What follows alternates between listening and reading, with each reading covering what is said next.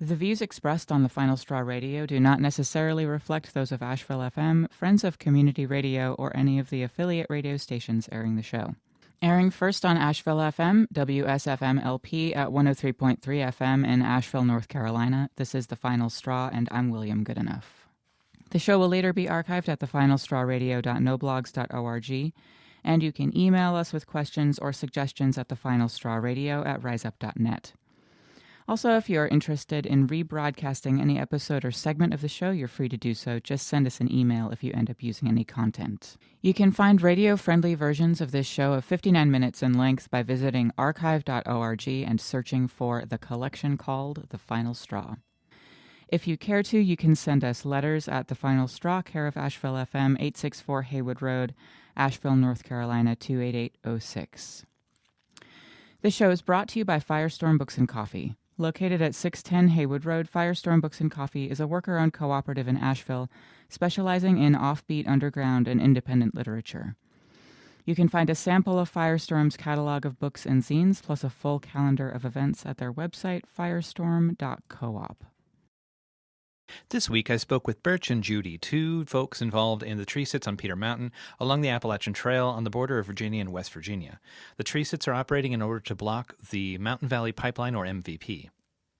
Before all the permits have been okayed, contractors with the help of local law enforcement have been clearing the paths for the pipeline.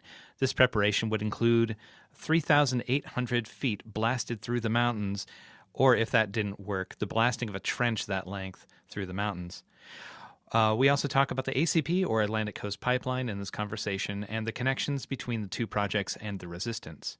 These constructions, or destruction, and the resultant pipelines threaten the plants, animals, human and non, and all the water systems along the route, as well as continuing to foster an energy system that feeds off the unsustainable extraction, transportation, and burning of fossil fuels to that short-term benefit of a few government officials and capitalists, and to the detriment of the entire world via anthropogenic or human-initiated climate change.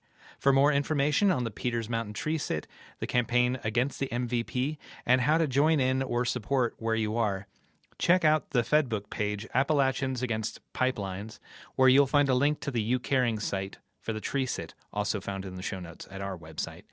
To keep up on the resistance to the ACP, you can follow the Twitter handle NoACP.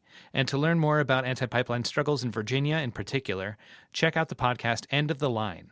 We interviewed the producer of this project in an earlier episode. To open our announcements section, I'd like to air a brief statement in the spirit of accountability.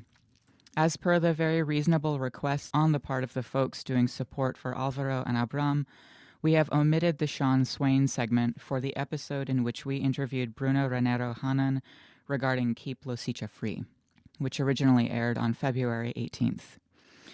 The You Are the Resistance topic did not pair well with the main interview content, and the group that was being interviewed did not have any prior knowledge of the segment. We very much regret any confusion or discomfort that this caused, and all versions of the show have since been updated to remove the segment in question. I'd like to take a bit of space here to contextualize these segments for new listeners, which is to say that the Shawn Swain segments are presented in the spirit of satire. Swain himself has been a political prisoner for over 25 years at this point, and his humor can get abrasive, but he is a committed believer in the dismantling of all forms of oppression. This is in no way to imply that they should be free of interrogation or troubling, and we are open to feedback on this segment and any other content we present. You can reach us at thefinalstrawradio@riseup.net, and Swain himself can be reached by writing to Shawn Swain, 243-205, Warren CI, P.O. Box 120, Lebanon, Ohio, 45036. Unrelated to the prior statement about Shawn Swain, due to technical difficulties, we're unable to air Shawn's segment for this week. But fear not, Swainiacs, for the next week, hopefully he should be back. To brush up on the over 200 segments we've recorded with Shawn over the years, please visit shawnswain.org. Also, for regular listeners, we invite you to keep an ear out for the pre-warned changes in our show. Now, don't worry, we'll still be doing a weekly hour-long show in the same format available for free on the airwaves and online. with supplemental interview content and our occasionally weekly Error 451 podcast on tech security from an anarchist perspective. In addition, though, look forward to making this more of a two-way street, if you get our drift. To stay up to date, check out our website, our anti-social media presences, and subscribe to and rate us on iTunes or whatever corporate medium you use to catch our podcast. It'll mess with the algorithms and increase the chances our show will end up in others' ears. The Final Straw is a proud member of the Channel Zero network of anarchist podcasts. And here's another.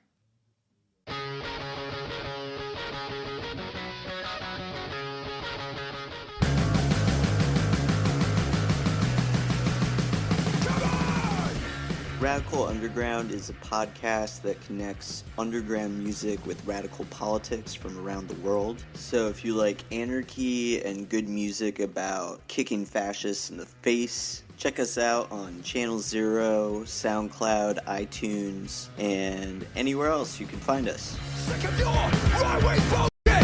It's a f***ing disgrace! So let the vegan push right in, kicking you in the face!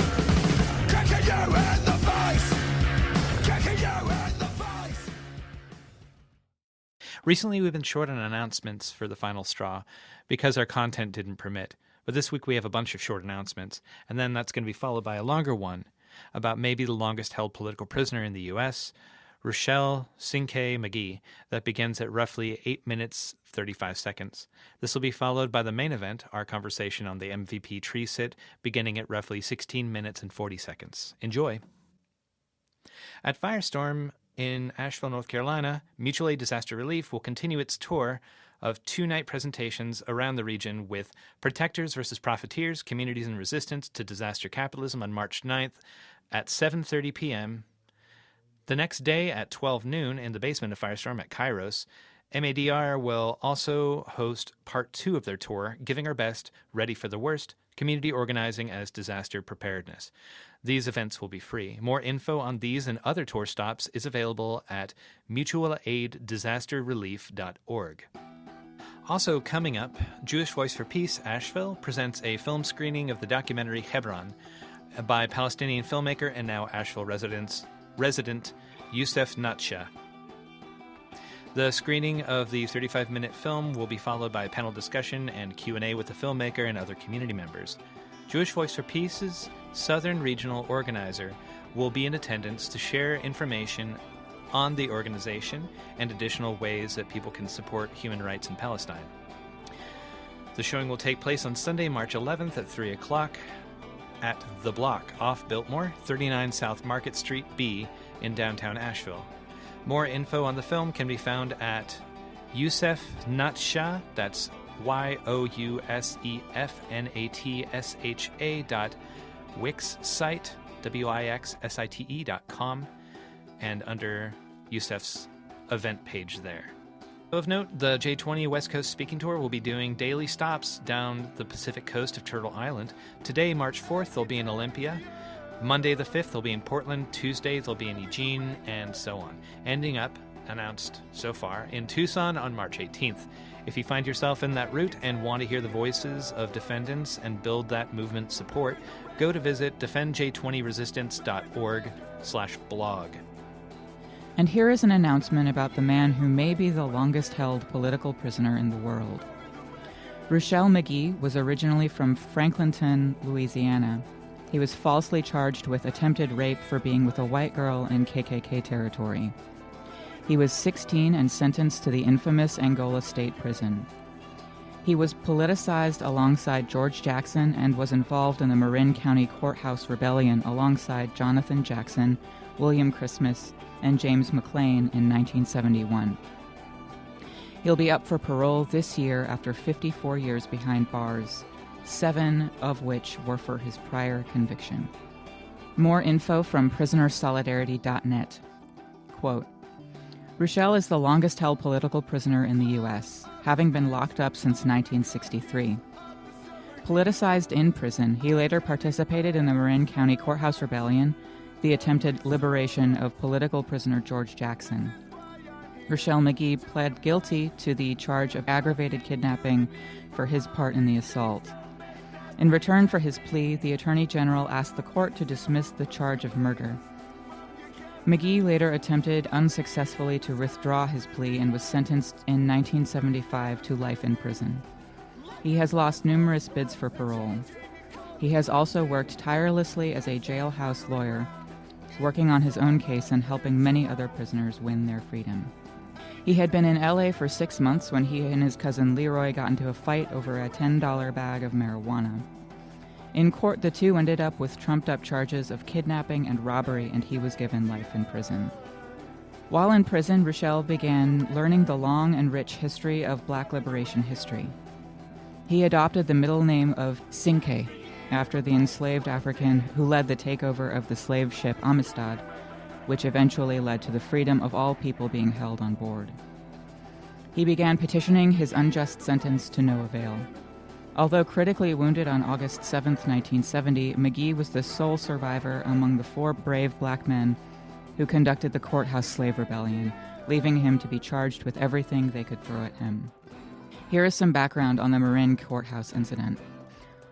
On August 7, 1970, Jonathan Jackson, age 17, George's younger brother, raided the Marin courtroom and tossed guns to prisoners William Christmas and James McLean, who in turn invited Ruchell to join them.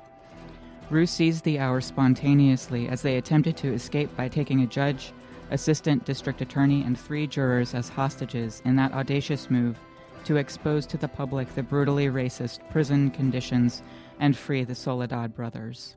McLean was on trial for assaulting a guard in the wake of black prisoner Fred Billingsley's murdered by prison officials in San Quentin in February 1970.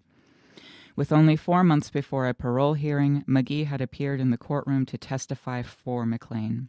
The 4 revolutionaries successfully commandeered the group to the waiting van and were about to pull out of the parking lot when Marin County Police and San Quentin guards opened fire. When the shooting stopped, Judge Harold Haley, Jackson, Christmas, and McLean lay dead. Magee was unconscious and seriously wounded, as was the prosecutor. A juror suffered a minor injury. In a chain of events leading to August 7th, on January 13th, 1970, a month before the Billingsley slaughter, a tower guard at Soledad State Prison had shot and killed 3 black captives on the yard, leaving them unattended to bleed to death. Cleveland Edwards, Sweet Jugs Miller, and the venerable revolutionary leader W.L. Nolan, all active resistors in the Black liberation movement behind the walls. After the common verdict of justifiable homicide was returned and the killer guard exonerated at Soledad, another white racist guard was beaten and thrown from a tier to his death. 3 prisoners, Fleta Drumgo, John Cluchette, and Jackson, were charged with his murder, precipitating the case of the Soledad Brothers and a campaign to free them led by college professor and avowed communist Angela Davis and Jonathan Jackson. Magee had already spent at least 7 years studying law and deluging the courts with petitions and lawsuits to contest his own illegal conviction in 2 fraudulent trials. As he put it, the judicial system used fraud to hide fraud in his second case after the first conviction was overturned on an appeal based on a falsified transcript. His strategy, therefore, centered on proving that he was a slave, denied his constitutional rights, and held involuntarily. Therefore, he had the legal right to escape slavery as established in the case of the African slave Cinque, who had escaped the slave ship Amistad, and won freedom in a Connecticut trial. Thus, Magee had to prove that he'd been illegally and unjustifiably incarcerated for over 7 years. He also wanted the case moved to the federal courts and the right to represent himself. Moreover, Magee wanted to conduct a trial that would bring to light the racist and brutal oppression of black prisoners throughout the state. Quote, "My fight is to expose the entire system, judicial and prison system, a system of slavery. This will cause benefit not just to myself, but to all those who at this time are being criminally oppressed or enslaved by this system." End quote. On the other hand, Angela Davis, his co-defendant charged with buying the guns used in the raid, conspiracy, etc., was innocent of any wrongdoing because the gun purchases were perfectly legal and she was not part of the original plan. Davis's lawyer wanted an expedient trial to prove her innocence on trumped-up charges. This conflict in strategy resulted in the trials being separated. Davis was acquitted of all charges and released in June of 1972. Ruchell fought on alone, losing much of the support attending the Davis trial. After dismissing 5 attorneys and 5 judges, he won the right to defend himself. The murder charges had been dropped, and Magee faced 2 kidnap charges. He was ultimately convicted of PC-207, simple kidnap, but the more serious charge of PC-209, kidnap for purposes of extortion, resulted in a disputed verdict. According to one of the jurors' sworn affidavit, the jury voted for acquittal on the PC-209, and Magee continues to this day to challenge the denial and cover-up of that acquittal. End quote. Ruchell turns 79 years old this month and is eligible for parole for several reasons, including the empanelment of a federal 3-judge order to release elderly prisoners to reduce the prison population. You can write to Ruchell, whose birthday falls on March 17th, at Magee, Ruchell, Ruchell, number A92051, B3-270, California Men's Colony State Prison, P.O. Box 8103, San Luis Obispo, California, 93409-8103, United States. If you'd like to read a recent article by former Black Panther Kilu Nyasha, including works by Ruchell, you can visit our blog at thefinalstrawradio.noblogs, or you can see it in the show notes. We're speaking with some folks that are involved in support for the recent tree sits against the Mountain Valley Pipeline on Peters Mountain in Appalachia. Would you all care to introduce yourselves for the audience? Sure thing. My name is Judy. I demand she, her, hers pronouns. My name is Birch, and I use they and them. Would you please tell listeners a little bit about what the Mountain Valley Pipeline is and what y'all are doing to stop it right there? The Mountain Valley Pipeline is a 42-inch natural gas pipeline that is proposed to run from the Marcellus Shale in West Virginia down through southern West Virginia and into southwest Virginia in those regions. And it's intended to carry that gas down to the Transco line, which is a major north-south interstate pipeline that already exists, to be able to bring that gas to market. In order to do that, they are cutting through 303 miles of territory through people's homes and forests, and including a place called Peters Mountain here on the border of Virginia and West Virginia. And could you tell listeners a little bit about the significance of Peters Mountain geographically and culturally, maybe? Yeah, Peters Mountain is really spectacular for a variety of reasons, I think, and it wasn't really something that I was conscious of until I visited the place. I think first, geographically, what's really interesting is that Peters Mountain is on the border of Virginia and West Virginia, and is also home to the Appalachian Trail. It's a gorgeous, scenic spot where people who hike the trail specifically come through this part of West Virginia to visit, to seek shelter, and to just appreciate the mountain. It's also historically a really incredible place in regard to abolitionist and indigenous history. Specifically, there's a place on the mountain, and I regret that it is named in a very tokenizing fashion, but what is called by some local historians as Pocahontas Trail was a way for indigenous folks to get up and down the mountain. Also, we know that indigenous folks often used high mountaintops for burial sites. And further, I think what's really interesting about West Virginia indigenous history is that it isn't always as centralized as we kind of imagine indigenous history in a lot of other places. So a lot of folks in Appalachia that were indigenous and living in an indigenous community were very nomadic. And so some people would say that this is that we would honor the Cherokee by being on this land. But other historians respond that actually a lot of different indigenous communities came in and out of this part of the mountain. And that it was much more a site for nomadic burial and other cultural processes rather than a living space, which I think is really interesting. I'm not sure which of those historians are correct or if they're both correct, but just been really interested to learn about some discourse from the locals. Also, we strive to do more research and talk more about the abolitionist history, as we know that a lot of indigenous communities and sites, as well as just like the Appalachian Mountains, were a site for folks who were escaping enslavement.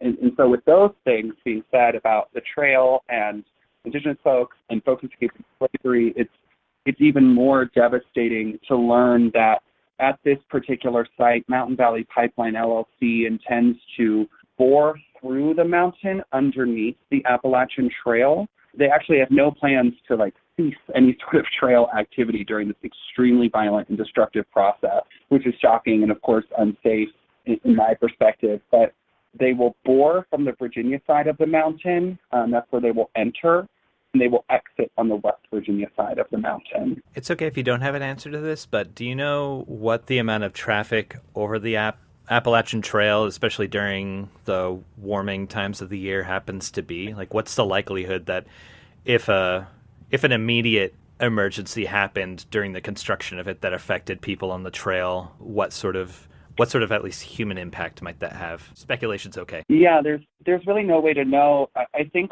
I'd like to kind of reframe it actually and think about it not as how would it harm folks coming and going from the trail, but actually how would it harm the folks that live on and around Peters Mountain at all times. Something that's important to know about this particular site is that Peters Mountain and actually West Virginia and Virginia is home to some of the richest and oldest limestone karst terrain. And so that kind of looks like Swiss cheese, limestone rock that naturally filters water. So the entire mountain is a water system that helps provide water to those that live on and around the mountain. And so an explosion, a blast, a leak, those types of things, rather than think about how would it affect the hikers that come in and out, that travel, I like to think about the folks that call this place home all year round in the ways that it could absolutely decimate their water systems that, as we know in Appalachia, have already been decimated.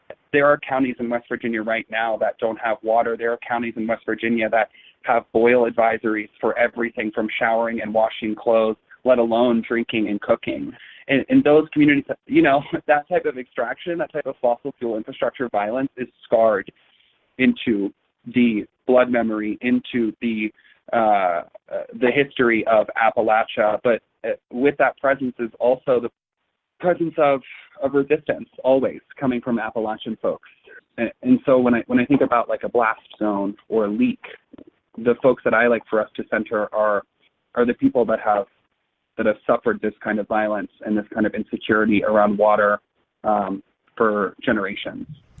Well, no, it's a very good point, and I appreciate you framing it that way. Can you talk a little bit about, just so folks on the outside, not that this is only what happens in Appalachia by any means, but in the South and Appalachia are historically sites of extraction primarily, and that's a major point of the economics, which means you've got short-term, frequently very dangerous employment opportunities, if any, for locals with these kind of long-term health and physical danger products or byproducts of it. Would you be willing to talk a little bit about that? Yeah, the water system, as was being said before, the water system in the towns below this mountain are entirely dependent on, it's a single company that runs the water filtration from the mountain. People have wells, that kind of thing. And this is one of those places that still has clean water. And in West Virginia, in Virginia, that is something that at this point has become more and more rare. And what we see happening in these states is that there is an ongoing legacy of extraction that started with colonization, that started when people living here were pushed off of the places they called home. And in Virginia and southern West Virginia, southwest Virginia, the legacy of tobacco production that developed concurrent with colonization through the labor of enslaved people, that those areas in southwest Virginia, those areas that are rural and agrarian, have seen multiple waves of extraction through tobacco, which itself was a crop that would drain the land. And then now that industry has declined into the 20th century, that these, people are facing another wave of extraction through pipelines that are carrying across the land. and that in that process, when people are experiencing, these multiple cycles of extraction, that I think what I've experienced is that people are tired of it, and people are smart. People know what's happening around here. It's very clear, and we've met many people in this area. I myself am from Virginia, but met many people on the West Virginia side of the mountain who see exactly what's happening, who they have seen it before with the coal industry. They've seen what can happen. They've seen the promises that have been made come and gone even in the last year, and know it's a stake. There's a lot of people who are really ready to fight. And for me, it's a question of, it's not just, it's not, do I myself have hope for what will unfold, hope that we can stop the Mountain Valley Pipeline, stop the Atlantic Coast Pipeline. It goes kind of beyond that. It's, we wouldn't be doing this if we weren't meeting people everywhere who see what's going on, who are tired of it, and who are finding each other to be able to intervene. And that story of Virginia, that story of West Virginia, the way that these industries have come and gone and folded one from the other, from enslavement as a industry, from tobacco as an industry, from coal as an industry, to pipelines and fracking, that these industries, people don't forget. I think the companies forget that they've gone to the places that have seen hell, and the companies are thinking that, we don't remember or see the ways that this harm has culminated over time. That doesn't mean that there is a moment, and that moment's happening now, where people are ready to say no more, that we will not allow this cycle of exploitation to continue, this cycle of extraction to continue. I think it's interesting that this is happening when it's happening. I mean, it's people coming to resist a thing that's actually up in their face, but ecological destruction for extraction industries has been happening in rural and poor parts of the United States for a very long time. Can you maybe talk about what sort of influence the resistance to Dakota Access and to the tar sands and other extractive attempts in the United States, what sort of example the resistance to those things has done to inspire alongside of the history of resistance in your region? Yeah, in terms of watching, and supporting from Virginia the fight against Dakota Access Pipeline, I think that we learned so much. I think that the movement against fossil fuel infrastructure, the movement against ecological destruction, and the stripping of agency in the territory from Indigenous people, that taught us and people, all over fighting this project, what it means to fight, and there's a lot of stories of resistance, and I think that the lessons that we've learned and seen in the ways that people have had to struggle, that changed this movement significantly, and the things that are unfolding now, in kind of the spirit of it, unfold from that moment of intervention that happened with the Dakota Access Pipeline, and it's one of many now for us.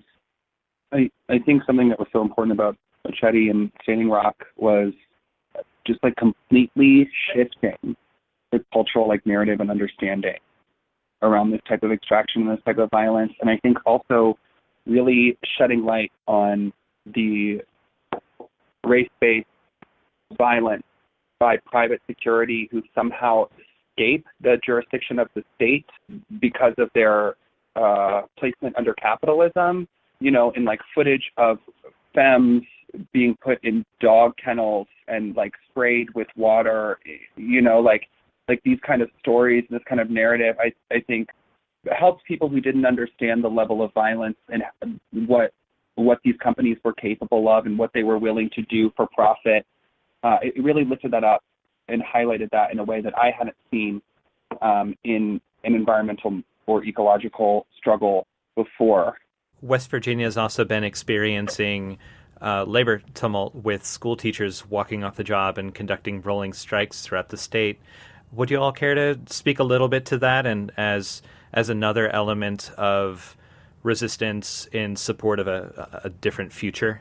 There's a lot going on here right now. There's a lot of energy and a lot of focus, I think, from people and power of what people want. And in terms of the ways that there's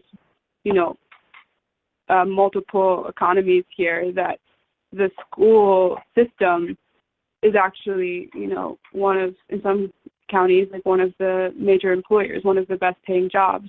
And in this area, it's a place where people come together in the community and now have organized themselves, and that's happening in every county across the state. And so it felt kind of like a fever pitch here, to see, driving around the state, driving through the county, see people out on the streets for several days with their kids and with signs and everyone honking going past, and I think that it's really, it is enlivening the area here, and the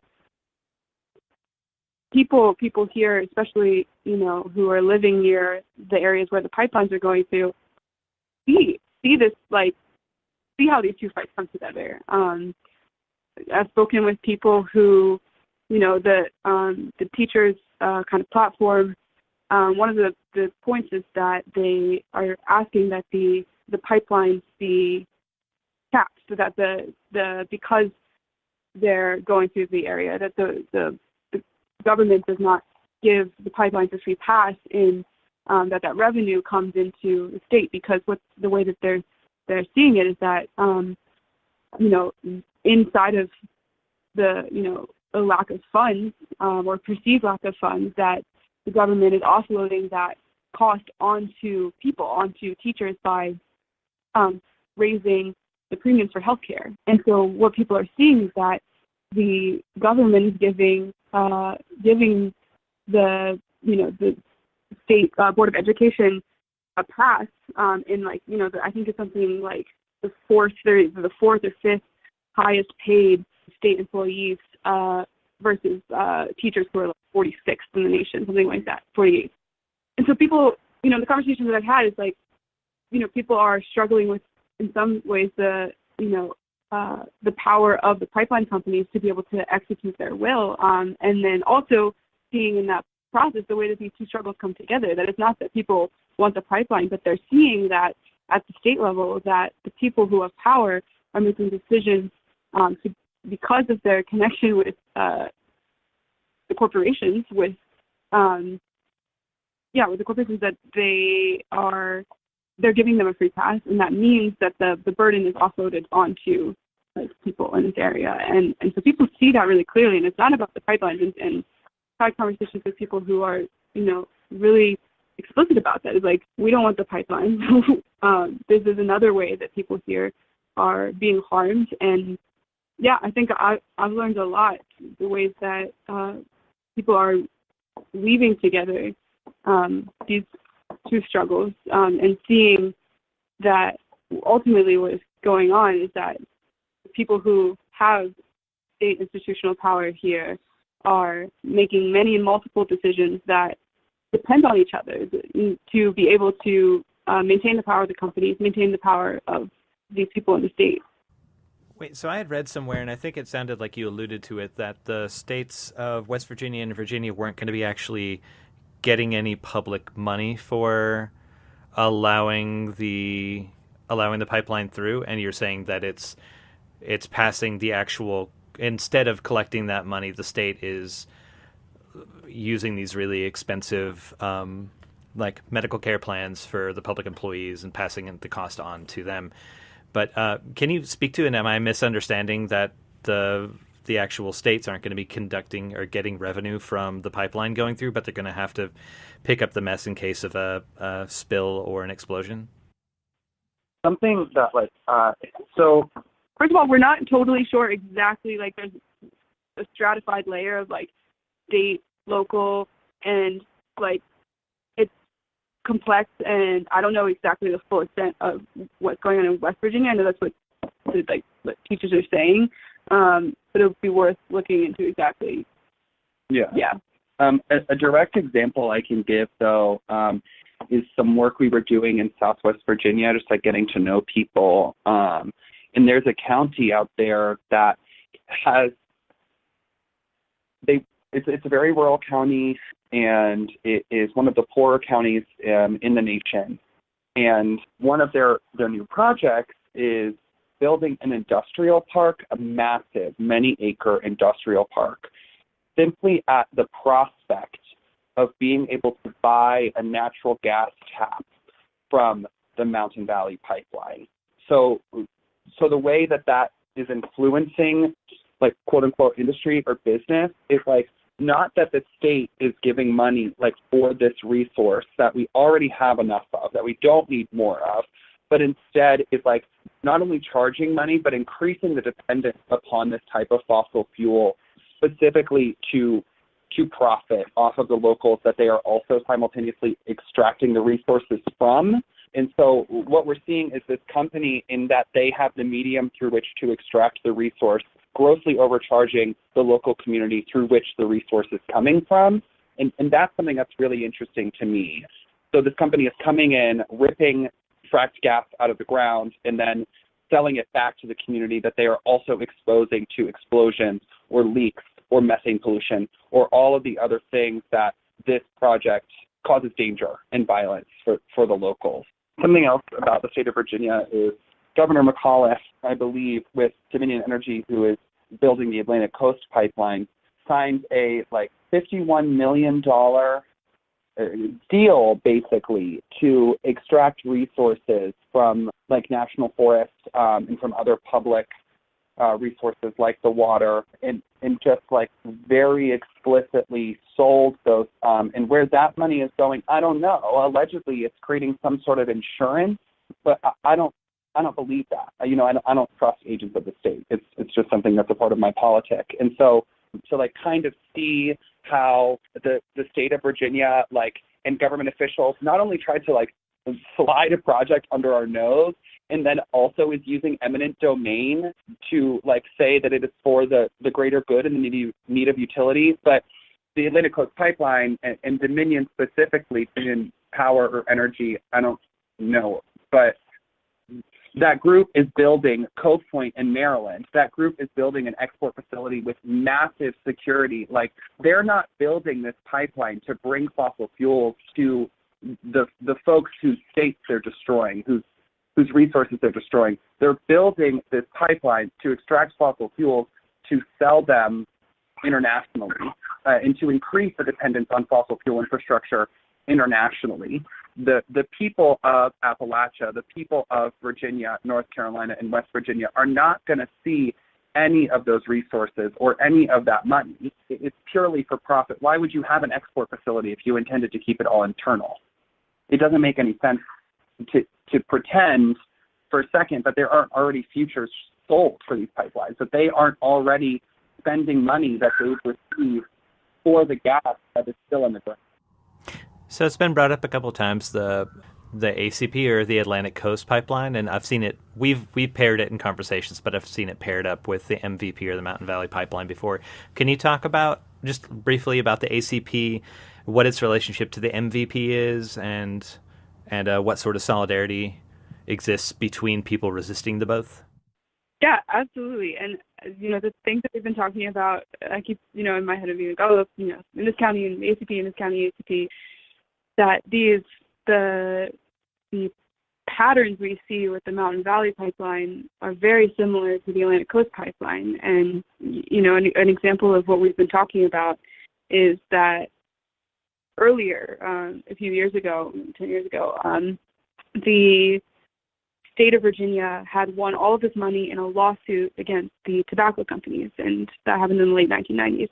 And that money got put into a commission for the revitalization of rural communities that were dependent on tobacco. And the idea is that would go to the revitalization of those communities. However, what we've seen in practice is that money has actually been granted as gifts to the company that is building the Atlantic Coast Pipeline for a natural gas generation facility that was built in Southern Virginia in the 2000s. And that what we see is that this company, Dominion, who's building the Mountain Valley or the Atlantic Coast Pipeline, similarly has an incredible amount of power at the state level and able to strong arm local county board of supervisors into projects that are not, at the interest of the people that live there.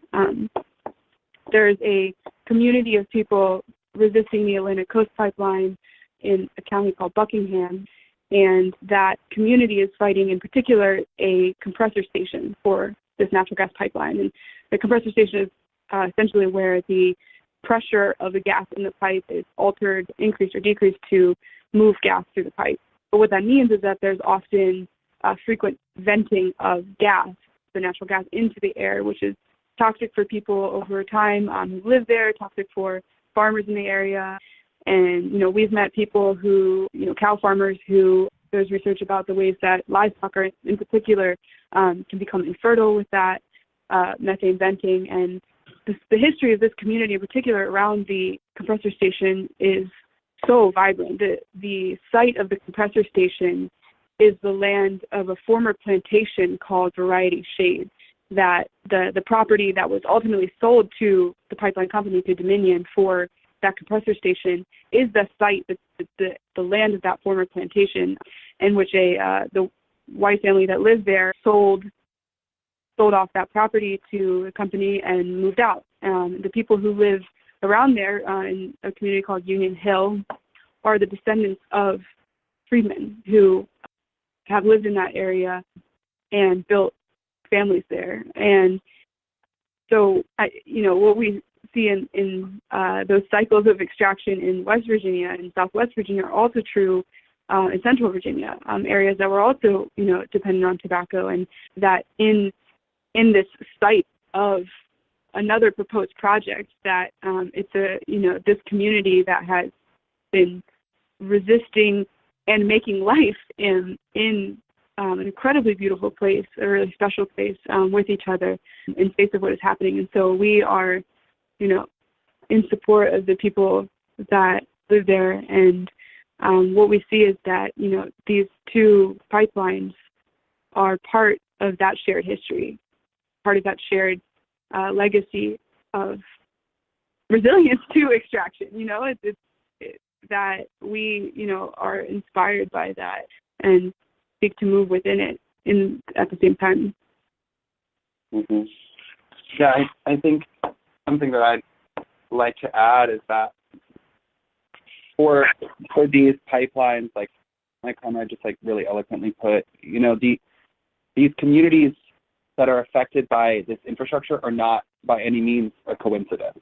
That it is rural folks, that it is freedmen, that it is Appalachian folks, that it is people who consistently face this kind of extraction and violence from the state. There's a really wealthy community in Virginia, around northern Virginia, where there was a consideration for a piece of the pipeline there. And, those folks with that type of wealth, with that type of whiteness, made a couple of phone calls and the pipeline got moved real quick. And these folks here, we have been fighting this pipeline for years, some folks far longer than I have. And there's no question of not putting this pipeline in the ground for those folks, for Appalachian folks, for freedmen, for people without those typical privileges associated with whiteness and with wealth and with ability. And it is devastatingly obvious example of classism and racism in the mapping of the route of this pipeline, of both of these pipelines, I might go on a limb and say all pipelines.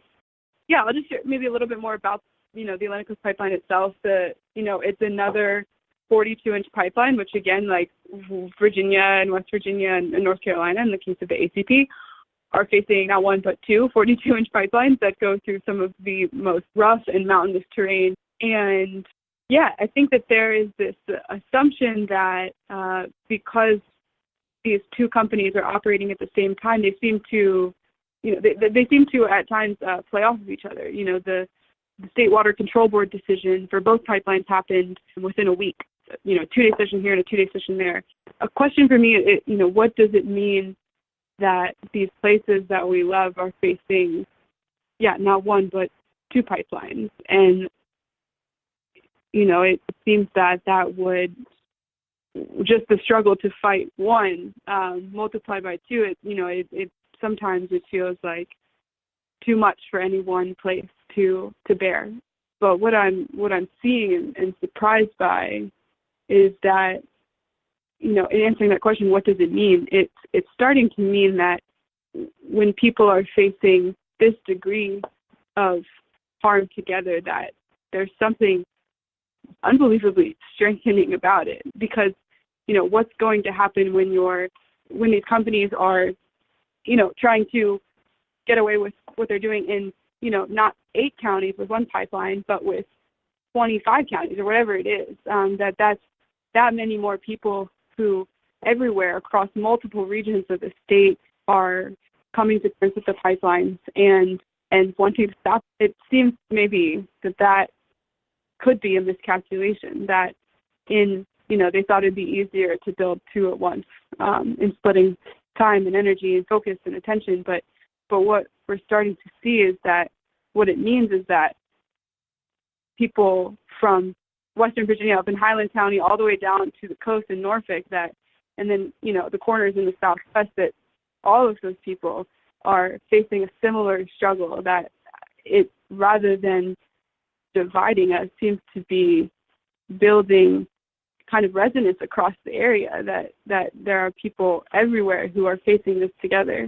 And it's starting to seem like a miscalculation on their end. Birch, I think you had mentioned in there the difficulty of terrain. I wonder if y'all could, just because we know that, people are aware and will think like, okay, people are concerned about these coming through, not just because of the devastation to the surface area. And we've mentioned explosion possibilities, and Judy mentioned at the beginning the possibility of damaging the aquifers on Pete's Mountain.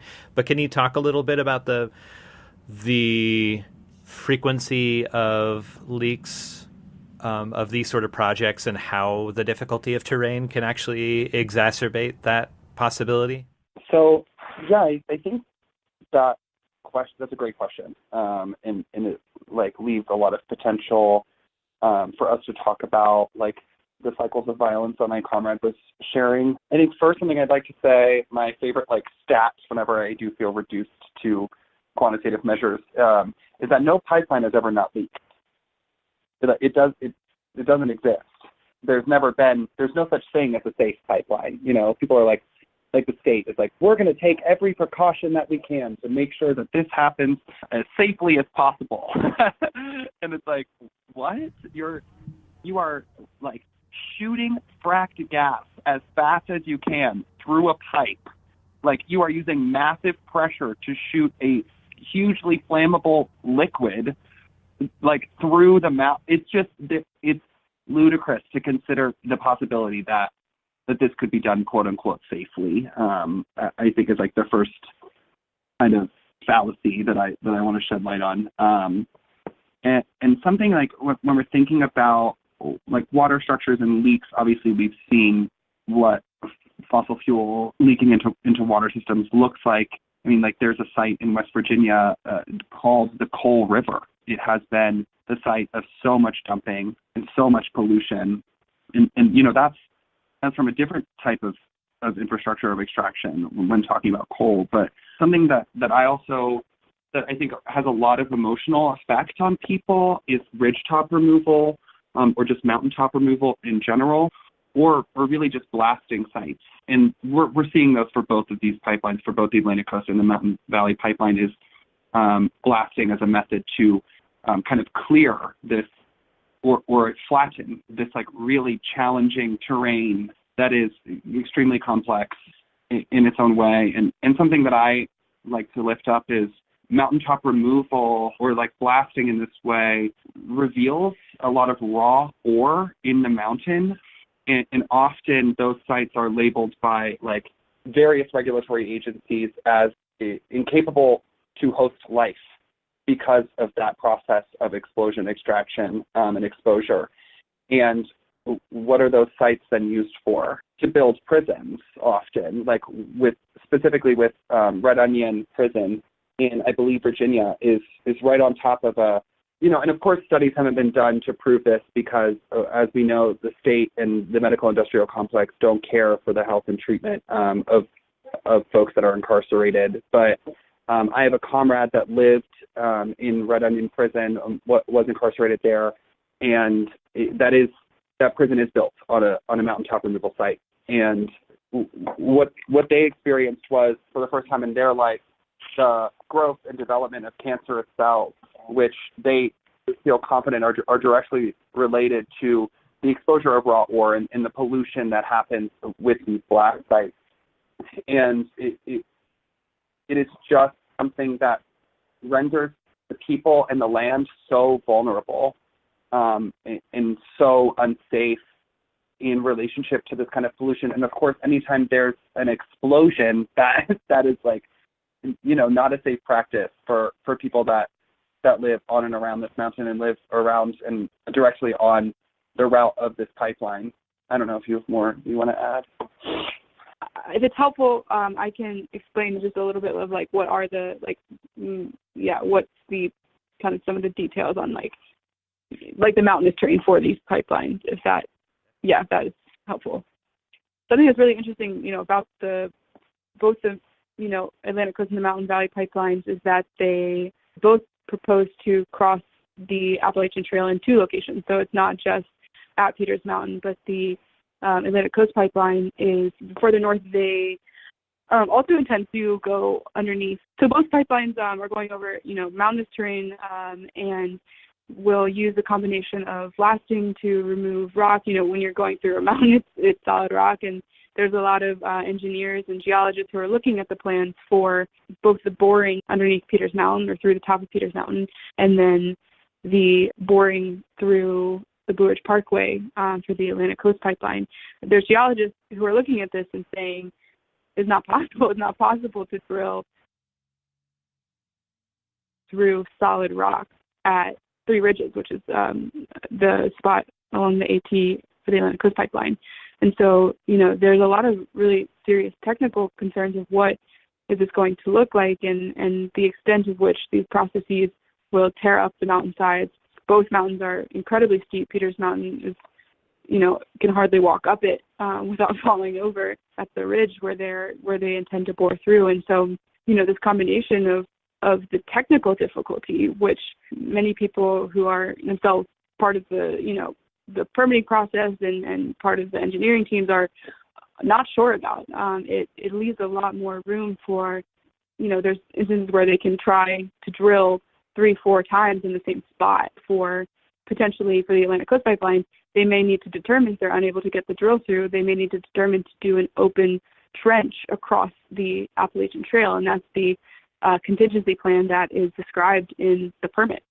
And so, it's going to be a very intense process that will include a range of these techniques that right now have been only used in softer terrain under, roads or streams, the horizontal directional process. And the fact that it's being done through a mountain, through solid rock, through 3,800 feet of that, it poses really significant obstacles for them, and also, increases the likelihood of, landslides, extreme erosion on these really steep slopes.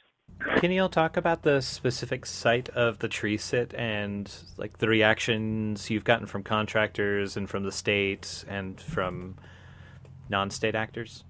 It's definitely been interesting. I think there's like this kind of jurisdictional thing happening between the rangers of the National Forest and also the local county sheriff. And it's been, I think, funny for folks because there were about 4 sheriffs that came out, and they tried to talk to one of the people in the sit and played like very Mr. Nice Cop, and we're pulling a lot of like, hey buddy, like we don't want to get you down, like we just want to talk, that type of thing. And from the time that I've been around, the state or MVP LLC or both have been on site. I think the other thing that's really spooky is aerial surveillance. Specifically, we had a run-in with a helicopter where they were circling and flying so low that the trees supporting the sits were bending.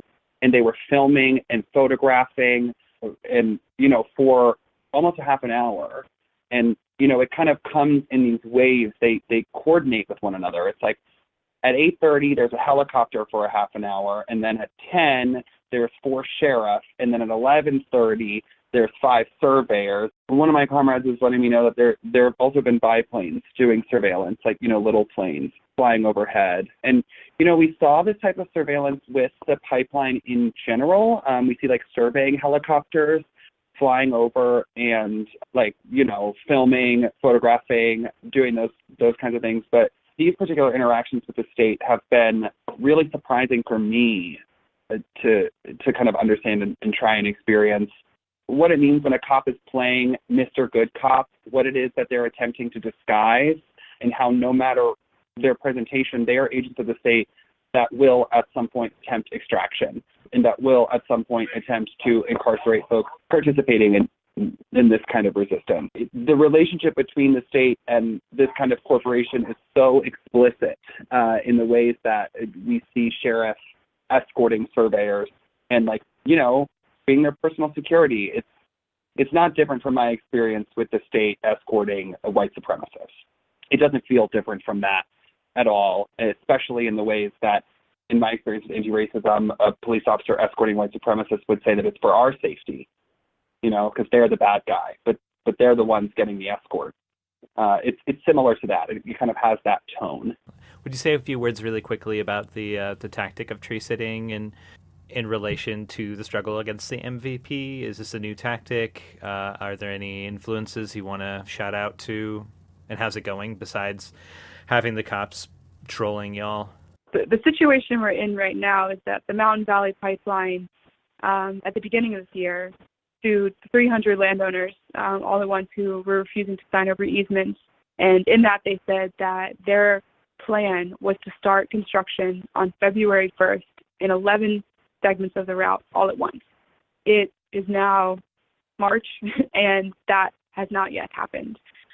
They are urgently trying to clear trees because there are certain federal protections for species in this area that would require tree cutting to be done by the end of the month.